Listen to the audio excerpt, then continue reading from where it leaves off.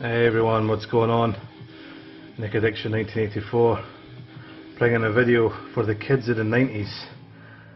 One of them included myself in that list, because if you were around in the 90s or you were a parent in the 90s, there's a good chance you'll recognise these guys, and this is the Street Sharks. Thought I'd kind of do something a little bit fun here, like a wee trip down memory lane.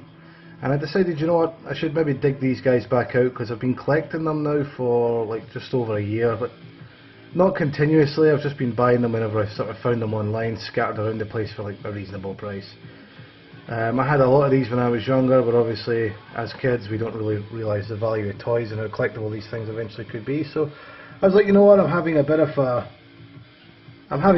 flashback moment here, and I'm like, you know what, I was collecting the Jakks Pacific Titantron Live figures at the time, and they were around about the same time, so I was like, alright, we'll just collect Street Sharks while we're at it. It's a cartoon that I loved and grew up with. But these guys were made by Mattel, and I don't exactly know the name of the actual like description these figures have, but this is Ripster. And Street Sharks, of course, was about 4 brothers who were sort of had their genes spliced with that like DNA, like fish and sharks and stuff, and a lot of people would say that they were hideously mutated, but having a physique like these guys did, and it wouldn't be something I would complain about, telling the truth. But anyway, there was Ripster, there was Streaks, but we knew him as Blades over here in the UK for some reason, but he was Streaks in the US. There was Slamu and there was Jab, and they all had traits of like different shark types. And this was a look at Ripster. There was a couple of variants of these figures. They all got released with like different variants. Ripster had like a leather jacket at one point. I think it was like a pool hustler Ripster, and there was another version that I've got of him, and then they all had like these sort of space like outfits and stuff.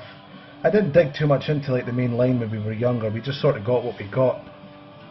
But a lot of these guys keep resurfacing on the internet and stuff, especially on eBay, and I was just buying them up.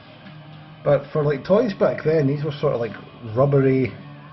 They're kind of like rubbery on top, but then they've got some areas like their arms and stuff, which is like a really hard, I don't want to say resin, but like all this, it's quite solid piece around the arms and stuff, which gave these toys like a lot of durability. I just want to try and get a wee bit more into the detail so you can see like just how much effort toy companies put into their figures back in the day. This guy's a little bit dusty. Christ, he's really showing up on camera. Should have given these guys a clean up. But yeah, I mean, they were really well designed figures. We had a lot of fun with them when we were kids in school and stuff. I'm pretty sure a lot of you guys will remember them. All the veins, like just those powerful arms, you know what I mean? The Street Sharks were cool. They were extremely popular as well. They went on to spin off. The paintwork isn't obviously like that, it's just because of his age. He's faded in places, but relatively good condition. But they went on to do a lot of spin-offs, like Extreme Dinosaurs was one of them, and they had like crossovers and stuff as well. But I think majority of the people stuck to like the main line of these guys, and I think it ran for about 4 or 5 years. I could be wrong about that, maybe 3 years probably, but they were extremely popular back in the day, and I've got a whole bunch of them sitting around, and I may as well just get up on the channel as well. So I thought I'd just give a wee flashback there. We'll take a look at the Mattel Ripster from Street Sharks. Thanks for taking the time to check him out, guys, and I hope he brings you back some pleasant memories. Nick Addiction 1984, signing off.